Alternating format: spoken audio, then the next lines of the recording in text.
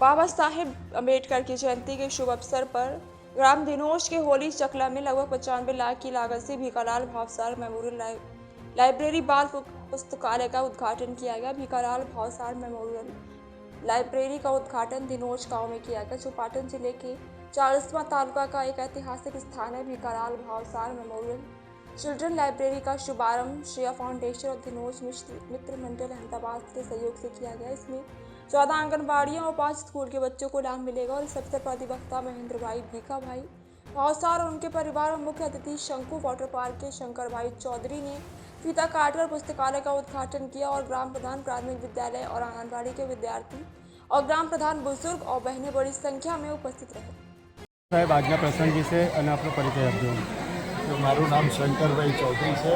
મહેસાણામાં એક શંકુજ water park છે એ મેં ડેવલપ કરેલો છે અને આ ગામનો વતની છું અને ખાસ આ શિક્ષણ ખાતામાં શિક્ષણ ક્ષેત્રે તો ધીણોદ ગામ છે એ વર્ષો જૂનું અગ્રસ્થાને હતું અને અમારી ધીણોદમાં જૂની પુસ્તકાલય પણ હતું, પણ જે મહેન્દ્રભાઈ આજે ફરીથી અભિયાન ઉપાડીને જે રીતનું એમને શિક્ષણ ક્ષેત્રે અને પુસ્તકાલયની જે એમને સ્થાપના કરી છે એ ઘણી જે ઉપયોગી છે અને એનાથી આ બાળકો એનો લાભ લે છે।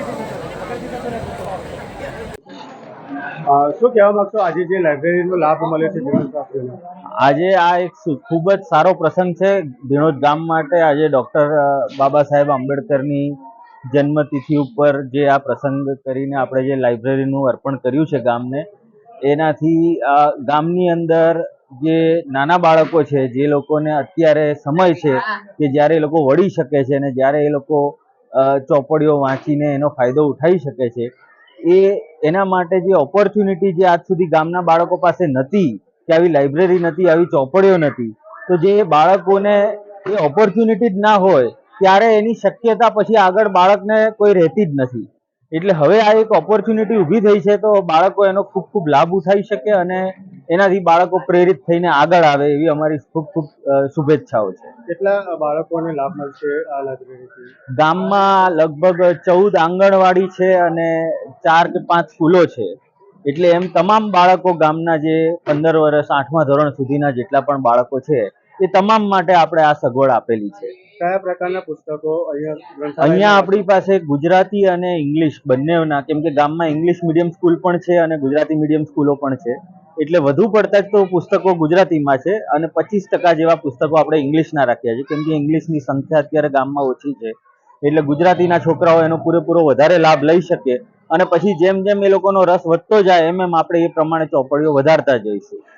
એટલે અત્યારે બધા જ વિષયો એમને ઇતિહાસ, ભૂગોળ, જે એમને જે જનરલ નોલેજ જે હોવું જોઈએ, જે જનરલ અવેરનેસ જે હોવી જોઈએ, જે પુસ્તકોમાં સ્કૂલની અને એમાંથી મળતું નથી, એ ચોપડીઓને આપણે વધારે આની અંદર લાઇબ્રેરીમાં એનો એ ચોપડીઓને આપણે મૂકીએ છીએ અને સો દેટ છોકરાઓ એ ચોપડીઓનો ઉપયોગ કરી શકે।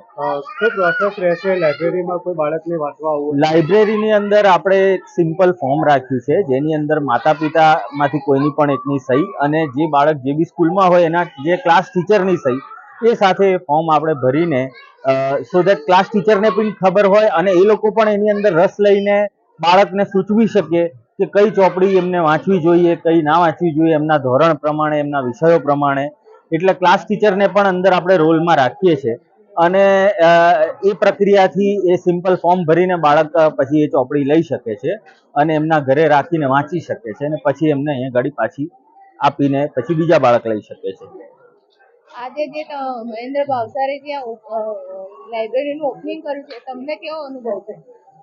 ખૂબ જ એટલે ખૂબ જ એક શું કહેવાય ફિલેન્થ્રોપિક કામ છે જે મહેન્દ્રભાઈએ કર્યું છે, કેમ કે એમને ઘણો મોટો ખર્ચો કર્યો છે આની અંદર। એમને પહેલા પ્રયાસ કર્યો કે ગામની જે પબ્લિક લાઇબ્રેરી છે એની અંદર જ એ લોકો થોડુંક સુધારો કરાવી શકે અને એની અંદર આ જ પ્રક્રિયા થઈ શકે, પણ જ્યારે એ કામ સફળ ના થયું 2 વર્ષે, ત્યારે ભાવસાર સાહેબે પોતાના ખર્ચે જાતે અહીંયા ગાડી મકાનો ખરીદીને આ આખી લાઇબ્રેરીનું એમને પ્રયાસ જે કર્યો છે એ ખૂબ ખૂબ સરાહનીય છે। કેટલા મકાનો ખરીદ્યા છે? 4 મકાન ખરીદ્યા છે। મહેન્દ્રભાઈ ભાવસાર, આ ધીણોદ ગામની રેતીમાં રમેલો પેદા થયેલો વ્યક્તિ છું અમારા ધીનોજ ગામમાં બધી ઘણી જાતની સંસ્થાઓ છે, પણ બાળકો માટેની વિશિષ્ટ લાઇબ્રેરીનો એક ઘણા વખતથી અભાવ હતો. અને બાળકોનું ઘડતર થાય, બચપણથી ઘડતર થાય તો એમને કોઈ વ્યસન ના લાગે અને એમની કારકિર્દી બહુ ઉચ્ચ કક્ષાએ જાય. હું પોતે પણ એનો એક દાખલો છું. મને પણ લાઇબ્રેરીનો લાભ મળેલો અને એ પછી બાળકોનો લાઇબ્રેરીનો ઘણા સમયથી મળતો નથી. એટલે અમે આ એક પુરુષાર્થ કરી અને અમારા કુટુંબે નક્કી કરીને આ મકાનો ખરીદ્યા છે અને હવે એમાં લાઇબ્રેરી બનાવી રહ્યા છીએ. અને ગામના લોકોને અમે અનુરોધ કર્યો છે કે વધુમાં વધુ બાળકોને આ પુસ્તકાલય સાથે જોડે અને ગામનું પણ ટ્રાન્સફોર્મેશન થાય, ગામનું પણ એક પરિવર્તન થાય, એ દિશાનો આ એક અમારો પ્રયોગ છે. આ કેટલા ટાઈમથી તમે વિચારી ગયા હતા કરવાનું? આ તો વર્ષોથી વિચારતો હતો, પણ અનુકૂળતા નથી મળતી. હવે અનુકૂળતા મળી ગઈ. કેટલા લોકો થોડા મોડા છીએ એની. કેટલા વિદ્યાર્થીઓને લાભ મળશે? લગભગ 1000 વિદ્યાર્થીઓને લાભ મળશે એવું લાગે છે. અમે 10,000 પુસ્તકો લાવવાના છીએ, અત્યારે 2000 લાવ્યા છીએ, હજી બીજા 8000 પુસ્તકો. કારણ કે અમે પહેલાં વિચાર્યું હતું કે મે મહિનામાં ચાલુ કરીશું, પછી અમને ખબર પડી કે પ્રાથમિક શાળાઓમાં તો વેકેશન 20મી એપ્રિલથી પડી જાય છે, એટલે અમે થોડી ઝડપ કરી અને આ ઝડપથી બધું શરૂ કરી દીધું. એટલે થોડી ઉતાવળમાં કરી દીધું. પુસ્તકોનું વાંચન કરવા માટે કઈ રીતેની વ્યવસ્થા? કોઈ ફી નથી રાખી.